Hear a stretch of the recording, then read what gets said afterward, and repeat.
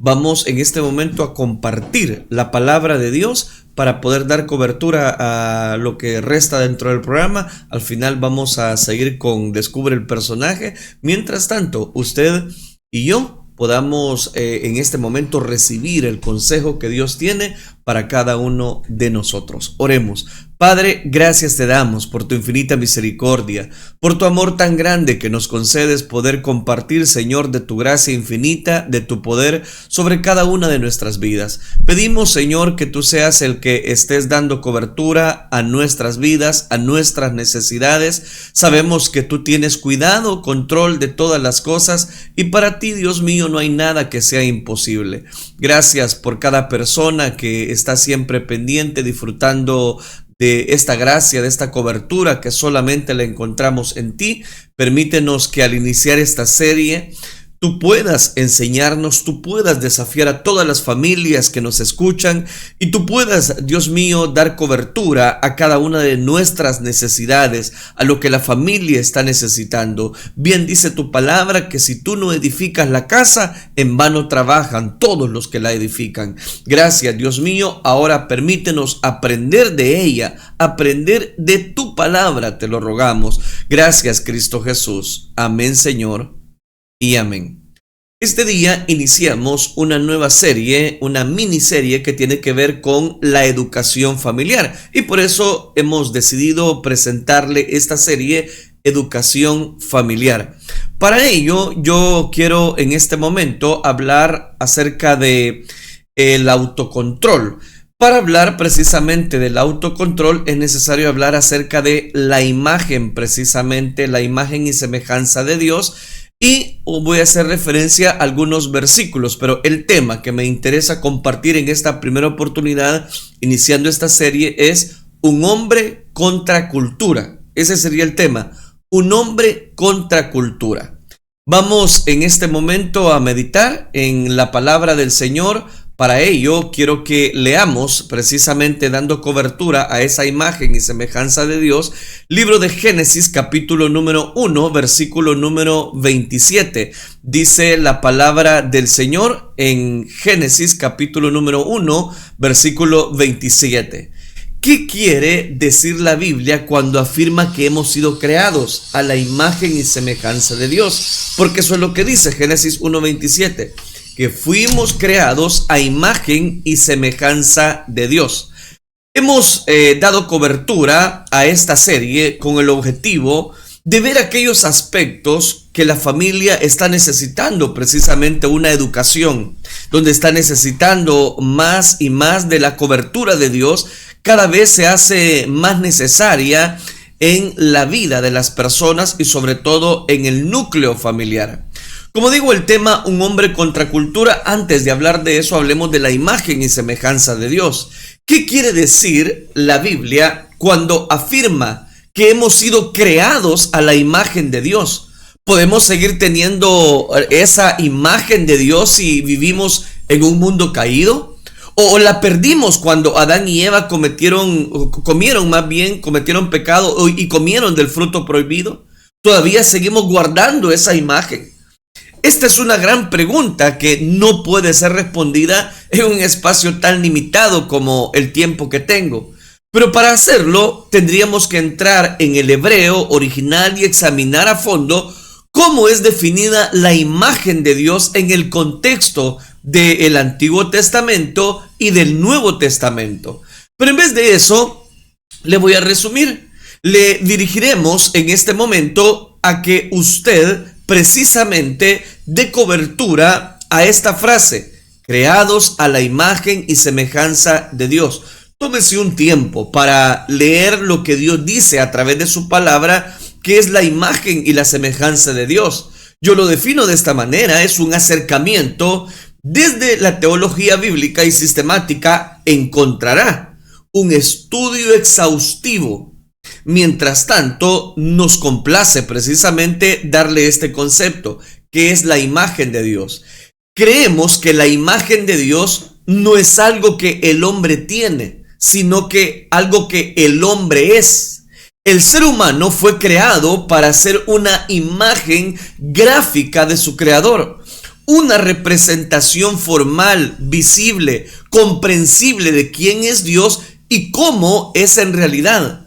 John Piper, un escritor, él define de la siguiente manera la imagen de Dios. No es una casualidad poseída por el hombre, es una condición en la que el hombre vive, una condición de confrontación establecida y mantenida por el Creador. La imagen de Dios es aquello que el hombre que lo constituye como aquel que es amado por Dios. Note qué interesante. ¿Por qué? Porque la imagen de Dios nos lleva a nosotros a reflexionar que cada uno hemos sido creados bajo ese molde de imagen y semejanza de Dios. ¿El pecado eliminó la imagen de Dios?, se preguntará a algunas personas. No. Le respondo esa pregunta. ¿El pecado elimina la imagen de Dios con la cual fuimos creados? No. La caída del hombre en el pecado no destruyó ni eliminó la imagen de Dios, pero sí la desfiguró. El Nuevo Testamento confirma que la imagen de Dios no se ha perdido cuando señala que todas las personas, no solo los cristianos, están hechos a semejanza de Dios. Y usted puede tener ese marco de referencia que menciona Santiago capítulo 3 versículo 9. Entonces, ¿cuál fue el efecto del pecado sobre la imagen de Dios en el hombre? Debido a que el hombre ha pecado, ciertamente no es tan semejante a Dios como lo era antes. Su pureza moral se ha pervertido, su carácter pecaminoso ciertamente no refleja lógicamente la santidad de Dios. Su intelecto está corrompido por la falsedad y la incomprensión. Su forma de hablar ya no glorifica continuamente a Dios. Entonces, ¿qué pasa? Que sus relaciones se rigen a menudo por el egoísmo más que por el amor, cuando Dios establece el amarnos los unos a los otros. Pero la imagen de Dios no se quita, sí se distorsiona. Aunque el hombre sigue siendo imagen de Dios, algunas partes, si usted me lo permite explicárselo de esta manera, algunas partes de esa imagen se han distorsionado. Han perdido en cada una de las áreas de la vida precisamente esa cobertura. La imagen de Dios es lo que hace al hombre humano. El hombre no podría perder la imagen sin dejar de ser lo que es. Además, es debido a que el hombre aún conserva la imagen de Dios, incluso si está rota, incluso si la imagen está distorsionada. Como cuando usted se recuerda los primeros celulares que empezaron a salir, usted tomaba las fotos, pero habían unas fotos todas difusas, sin colores, perdía mucho color, perdía brillo, perdía saturación de colores, en fin, muchas cosas. Ahora usted anda un celular y puede tomar unas fotografías como que tiene una cámara casi profesional. Entonces, note, ha ido en un aumento. Pero así como salían las primeras imágenes distorsionadas, muchas veces el ser humano ha distorsionado la imagen y la semejanza de Dios. Incluso aunque esta imagen esté rota o distorsionada, Él puede dar cobertura, redimir. Dios no habría tenido ninguna razón para enviar a su Hijo para morir por nosotros. ¿Cuál es el lado práctico de tener la imagen de Dios? Como creyente en Cristo, tenemos una nueva naturaleza, la del nuevo hombre, y que va renovando la imagen y semejanza de Dios con su Creador. Colosenses capítulo 3 versículo 10 nos declaran: ¿qué pasa cuando nosotros damos cobertura a la imagen de Dios en el lado práctico? A medida que crecemos en fe, somos transformados a su imagen con más y más gloria por la acción del Señor. Es lo que dice Pablo en su carta a los Corintios, en su segunda carta a los Corintios, capítulo 3, versículo 18. ¿Sabe que somos hechos a la imagen de Dios? Afecta no solamente la comprensión que tenemos de nuestro Creador y nuestra relación con Él, sino que también sienta las bases para comprender y defender la santidad que toda viene precisamente de parte de Dios. Cada ser humano, por más que su imagen de Dios ha sido manchada, por el pecado, la enfermedad, la debilidad, la edad o cualquier otra discapacidad, sigue teniendo la condición de haber sido hecho a imagen y semejanza de Dios. Y por lo tanto, debe ser tratado con suma dignidad, con respeto, debido a que el hombre, el ser humano, es portador de la imagen de Dios.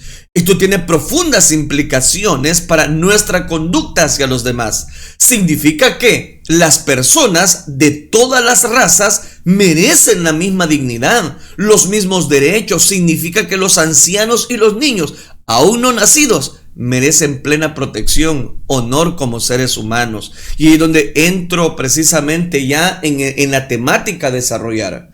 Este primer tema de esta serie quiero precisamente dar cobertura a que entendamos que el ser humano, cada vez hablando de la educación familiar, necesita ejercer autocontrol, necesita ejercer un rol específico. Y en este primer tema, hablando acerca de la imagen y semejanza de Dios, quiero dirigirme en primer lugar al cabeza del hogar, y es el hombre. Por eso es que le titulé precisamente al tema, un hombre contra cultura. Una de las preguntas más importantes que todo hombre debe plantearse es, ¿cómo ser líder? ¿Cómo ser el líder que mi familia está necesitando? ¿Cómo ser el líder que mi familia necesita? Hoy vivimos una crisis sin precedentes en cuanto a la masculinidad. La imagen del hombre se ha desdibujado. Su liderazgo es requerido y la sociedad necesita con mucha urgencia un cambio radical. Que el hombre asuma su lugar en la familia. Que el hombre asuma el rol que le corresponde precisamente. Varios estudios confirman que la falta de la figura paterna en el caso de las hijas se relaciona con un aumento en las posibilidades de embarazos tempranos no deseados, de divorcios, de baja autoestima en las chicas, además de abuso de drogas y, por qué no decirlo, de alcohol. En el caso de los hijos, esta falta de figura paterna, de el rol que muchas veces los padres no ejercen, los hace más vulnerables que las niñas y tienen más riesgo los hombres de experimentar el fracaso escolar, la falta de control, la agresividad se apodera hoy en día de las personas y eso es lo que vemos en las redes sociales. Hombres tratando de sacar su fuerza, tratando de herir sentimientos, culpabilidad para con las personas. Una investigación desarrollada por el Instituto Internacional de Estudios sobre la Familia sostiene que el éxito de una generación pasa por tener en cuenta a los padres. Si los padres no se involucran en la crianza de sus hijos, las consecuencias negativas van a aumentar. Va a aumentar, ¿qué cosas? Va a crecer la pobreza. La exclusión social estará muy rápido. La drogadicción, el fracaso escolar, la violencia contra la mujer, el deterioro de la salud mental de sus hijos se verá afectada. ¿Por qué? Porque no ejercemos el rol de padre. El hombre contra cultura. La infidelidad estará. La irresponsabilidad tocará la puerta a las familias. El machismo ha desfigurado también la imagen del hombre y la han debilitado. En nuestra sociedad, las conversaciones de hombres han sido estigmatizadas. Los negocios, los deportes, las aventuras amorosas son las conversaciones, el estereotipo entre los hombres. Sin embargo, los sentimientos y el análisis profundo sobre la vida han sido relegados. Esto nos ha impedido abordar temas que nos lleven a reflexiones más profundas. La masculinidad no debe construirse a partir de los roles heredados, sino a partir de comprender cómo una persona integral que piensa, siente, sufre, se realiza, se entristece y decide levantarse de nuevo. La masculinidad no se define a partir de rivalizar con la mujer o sentirse superior a ella. Si alguien quiere ser grande, debe servir a los demás. Eso es lo que el Señor Jesucristo dijo. Así de radical lo indicó Jesucristo, el Hijo de Dios. Hoy vivimos en una sociedad que se ha ensañado en contra de la familia y todo parece indicar que estamos bajo ataque. No es fácil la lucha que enfrentamos el día de hoy y es necesario tener un panorama más amplio sobre lo que podemos hacer y cómo podemos lograr para educar precisamente a nuestras familias. Y el primero que tiene que ejercer el rol es el hombre. A pesar de todo este panorama, hay muchos factores que nos indican que hay una nueva generación de hombres que está despertando y desea sinceramente asumir el rol que le ayudará a marcar el destino de una nueva generación. Si lo logramos, estaremos escribiendo una nueva historia. Si logramos que el hombre ejerza su rol, eduque a sus hijos, guarde a los desprotegidos de su familia, rápidamente la familia va a empezar a crecer, a fortalecerse. Cuando Dios creó al hombre, lo hizo a su imagen y semejanza y le dio autoridad. Pero ¿le dio autoridad para qué? ¿Para mandar? ¿Para ver su musculatura? No, le dio autoridad para gobernar. Lo llamó a multiplicarse, a integrar un hogar, es decir, lo confirió el honor de liderar a su familia. Oramos, es mi deseo, a través de esta serie, oramos para que se levanten hombres contra cultura, que se rebelen a la herencia machista, hombres que desean ser fieles al pacto matrimonial, que busquen ser asertivos con sus hijos, expresar sus sentimientos libremente, hombres que desean realizarse en el trabajo, pero también en el hogar, hombres que no se impongan por la fuerza bruta, sino que sirvan, amen, lloren, construyan un legado de amor. Hombres que desean tener una experiencia espiritual con Dios, que buscan conocerlo, que buscan amarlo sin reservas. Eso solamente se logra a través de Cristo Jesús. Cada vez más hombres se están liberando del estereotipo machista histórico que solo busca por encima de otros el éxito, el poder, la fuerza, el control, la eficiencia, la competitividad, la insensibilidad y por supuesto la agresión. Ahora sabemos que el poder que proviene de la fuerza física y la agresión no puede compararse en virtud con el poder que viene del autocontrol, la humildad, un alto espíritu de servicio y la valentía de pedir perdón cuando uno se ha equivocado. Eso es ser hombre. Cuando uno se ha equivocado, usted tiene toda la capacidad de decir: me equivoqué. Perdonen, familia, cometí un grave error, me equivoqué. Ese es liderazgo, esa es educación familiar, porque sus hijos están viendo cómo usted puede pedir perdón a pesar de su quizás desobediencia, pero está pidiendo perdón. Entonces él le va a dar una segunda oportunidad. Hay de aquellos padres que se equivocan y nunca dan su brazo a torcer. Y nunca dan, voy a decirlo, cobertura a decir que me equivoqué. ¿Por qué no hacerlo? ¿Por qué no llegar a ese momento? Ahora sabemos que el poder que proviene de la fuerza, la agresión, la fuerza que el ser humano dice que tiene, eso no lo cambia. Eso no lo hace más hombre, no lo fortalece. La fortaleza de un hombre no está en cuán fuertes sean sus músculos. Está en la frecuencia de sus abrazos, está en la gentileza de sus palabras, está en la fuerza. Un hombre no la determina la cantidad de amigos que tiene o que tan alto haya llegado en la pirámide profesional. La fuerza y el verdadero poder se demuestran teniendo nuestro corazón cercano, conectado a nuestros hijos. Ahí se mide el verdadero hombre, en el esposo precisamente, que está dispuesto a dar cobertura a sus hijos. Esta fuerza tampoco no se puede medir, no se mide a través de la destreza física, sino en la ternura de las caricias y la humildad expresada al pedir perdón. ¿Cuántos de nosotros como padres de familias no necesitamos pedir perdón? ¿Cuántos de los que me están escuchando no necesitan practicar el perdón con algún miembro de la familia?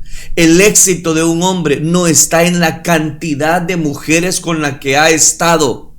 Está en el amor que se ha demostrado cuando se es fiel a la mujer de su juventud. El sabio Salomón explicó bien en qué consiste la fuerza de un hombre. Y aquí quiero citarle el libro de Proverbios, capítulo 16, versículo 32. Más vale ser paciente que valiente. Más vale el dominio propio que conquistar ciudad. Para Salomón era más importante que conquistar una gran ciudad, tener dominio propio, que el hombre tenga dominio propio. El hombre de Dios no se deja dominar por sus pasiones. En su lugar, rinde a Dios todos sus deseos. Si somos conscientes de los desafíos que vive la sociedad y la oportunidad que tenemos los hombres de crear un nuevo legado, podremos hacer y marcar una diferencia.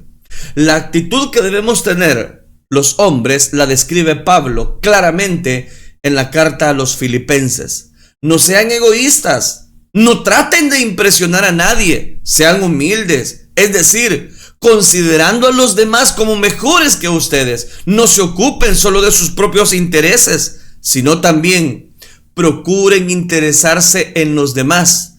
Tengan la misma actitud que tuvo Cristo Jesús. Aunque era Dios, no consideró que el ser igual a Dios fuera algo a lo cual aferrarse. En cambio, renunció a sus privilegios divinos, adoptó la humilde posición de un esclavo y nació como un ser humano. Nueva traducción viviente, Filipenses capítulo 2, versículos del 3 al 7. Celebramos ahora que los padres que perdieron, voy a decirlo, el machismo de mostrar que amaban a sus hijos, eso debería hacerlos a ellos todavía más acreedores de la imagen y semejanza de Dios. Es importante, mi querido hermano que me está escuchando, es importante, mi querida hermana, es importante, hijos que me están escuchando, cuán importante es que el hombre contra cultura ejerza amor, perdón y pueda dar cobertura a lo que Dios dice a través de su palabra. Es importante cuando el amor precisamente ese padre se lo puede dar al hijo que criaron y aunque no fuera suyo. A los abuelos valientes que a pesar de los años terminaron de criar a sus nietos. Al tío determinado que dio abrigo a sus sobrinos y les trató como a hijos. A los maestros y líderes que han sido esa única figura masculina saludable con la cual un niño o un adolescente en riesgo ha tenido precisamente que practicar ese amor. Celebramos también que Dios es el mejor modelo a seguir, que Él amó a los suyos y se interesó para que cada uno siguiera adelante, como magistralmente lo escribió cierto escritor, Steve Farrar. Cuando los esposos se niegan a dejar que algo los aleje, se convierten en una fortaleza inexpugnable en la guerra con la familia. Cuando sus energías emocionales no se gastan en luchar el uno contra el otro, pueden ser utilizadas constructivamente para fortalecer la vida de sus hijos. El líder y que las familias necesitan es uno que va en contra de la corriente. Ha dejado de preocuparse por el dominio, ha dejado de preocuparse por el poder, ha empezado a servir a los suyos y a darlo todo por lo cual él ama. Ese hombre marcará una generación para siempre. Ese hombre marcará precisamente el rumbo de su familia. Ese hombre marcará lo que Dios ha establecido precisamente a través de su palabra, que Dios no es hombre para que mienta, ni hijo de hombre para que se arrepienta. Si Él dijo, lo hará. Y es ahí donde cobra tanto valor el que la familia se ame, se valore y, por qué no decirlo, se respete. Que esa familia pueda llevar mucha bendición. ¿Y cómo lo va a hacer? Empezando como el jefe como el patriarca del hogar. Extraños entre familia. Permítame contarle esta historia. La familia se sentó a la mesa, una mesa grande, bien servida, para 11 personas. Era el día famoso de Acción de Gracias en Alemania. Y el menú, el tradicional: pavo, mazorcas, camotes y pastel de calabaza. De pronto, en medio de las conversaciones, de las risas y de los buenos augurios, sucedió algo extraño. A toda la familia le sobrevino una súbita amnesia. Ya no se reconocían unos a otros. Nadie sabía quién era, ni por qué estaba ahí. No recordaban nada de su pasado. De un momento a otro pasaron de ser una familia unida y feliz a ser un grupo de extraños que se miraban con espanto. La probabilidad de que ocurra un caso como este es 1 en 10 millones, dijo el doctor Walter Miller, psiquiatra que enseñaba en la universidad. Pero ocurre, dijo, sin lugar a dudas, es algo fuera de lo común que 11 personas, miembros de una sola familia, en medio de un festejo, en medio de una fiesta, en medio de una alegría, pierdan completamente la memoria, y que les suceda a todos al mismo tiempo. Por lo mínimo, habría que calificarlo como un caso súper extraordinario. Pero lo que sí es común es que muchas familias es que sin sufrir de amnesia, de repente descubren que son extraños unos con otros dentro del hogar. Hace algunos años los diarios publicaron el caso de una familia rica e influyente, compuesta de padre, madre, 2 hijos varones, una hija menor de 15 años de edad. Desde el día en que se casaron, los padres dieron la impresión de ser una familia unida y feliz. Quizá lo fueron por algún tiempo, hasta el día en que el padre se enamoró de otra mujer. La madre, despechada, siguió su ejemplo. El hijo mayor se declaró enfermo de homosexualidad. El segundo hijo se volvió drogadicto. El hijo adolescente resultó embarazada. El pecado había entrado en cada uno de los miembros de esa familia tradicional y los había enajenado a todos. Seguían viviendo en la misma casa, llevaban todavía el mismo apellido, pero cada uno se convirtió en un extraño para el otro. A una familia no la une ni la casa, ni el apellido, ni la riqueza, ni la pobreza, ni el asistir juntos a algunas reuniones sociales. Tampoco la une el tener la misma ideología política, ni el practicar la misma religión. Lo único que une, que amalgama, que cimienta, que solidariza a una familia es Jesucristo. Cuando hacemos de Cristo el Señor de nuestra vida y nos sometemos incondicionalmente a sus leyes, hay verdadera unidad, hay paz en nuestro hogar. Entreguemos nuestra familia en los brazos amorosos de Cristo Jesús.